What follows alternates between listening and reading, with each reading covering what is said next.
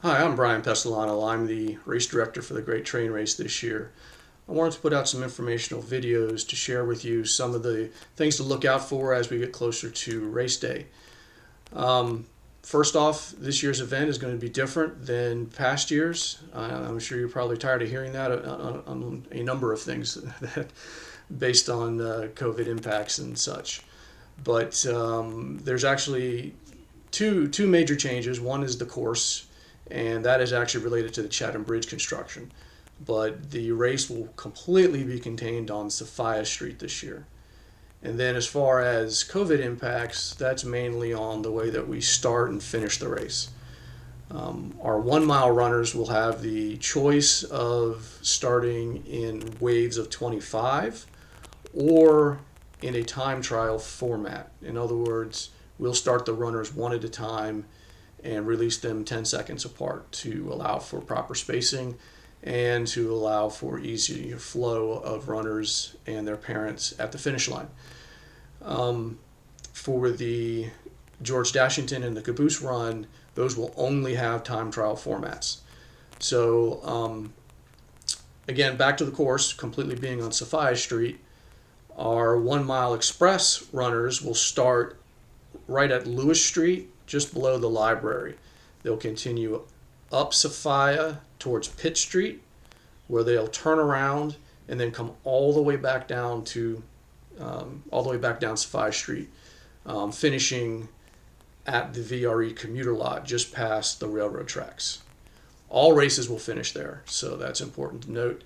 Our half-mile George Dashington runners will start at Amelia Street and again finish at the commuter lot.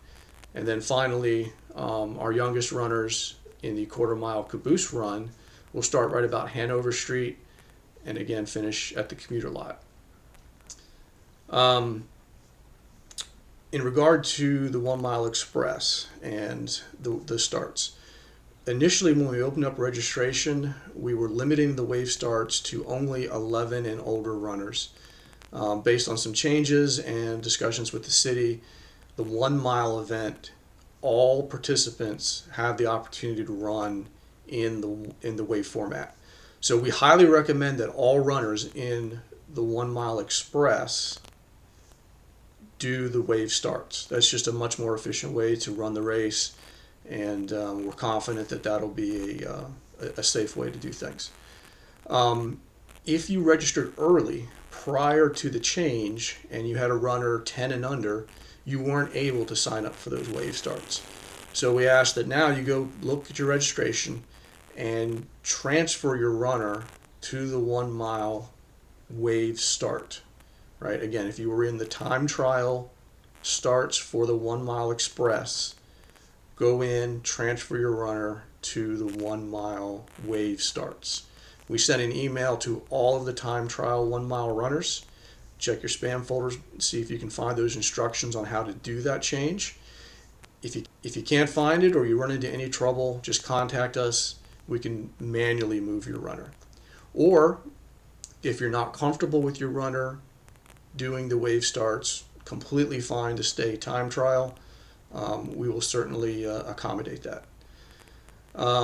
Anyway, so that's all for now. Look forward to seeing everybody on June 6th, and have a great day.